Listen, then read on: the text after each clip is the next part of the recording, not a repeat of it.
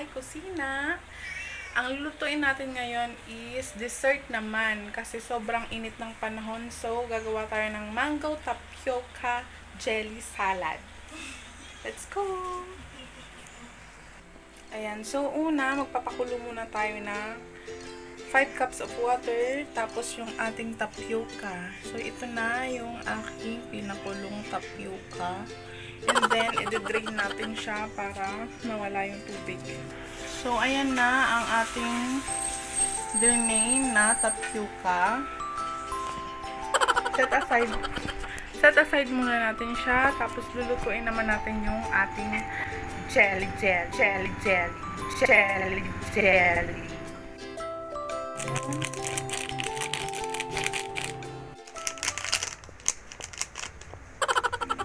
Tapos, hahaluin lang natin siya hanggang kumulo.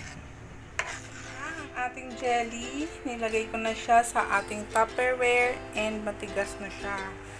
So, ito yung gagamitin natin para maging ganito siya. Ayan. Ito, para siyang sabuko. Then, habang inaantay ko yung ating jelly, hiniwa ko na din yung ating mango. Ayan. Tapos, ang ating tapioca. And ito ang ating mga ingredients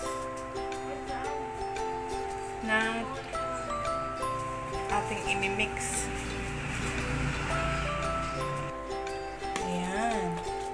Para siyang buko. Pwede naman siyang hiwain ng pa-cubes.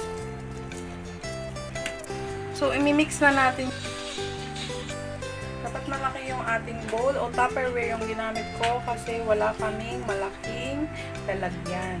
Yan. Lalagyan na natin ang ating nestle cream. Chilled na po siya. Bali lahat ng gagamitin ko dito is chilled na para pagkatapos natin i-mix, ready to eat na siya.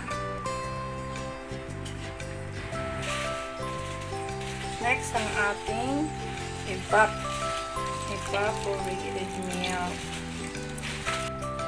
Next, ang ating condensed milk.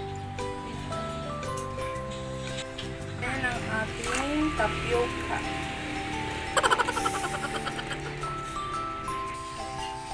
Then, ang ating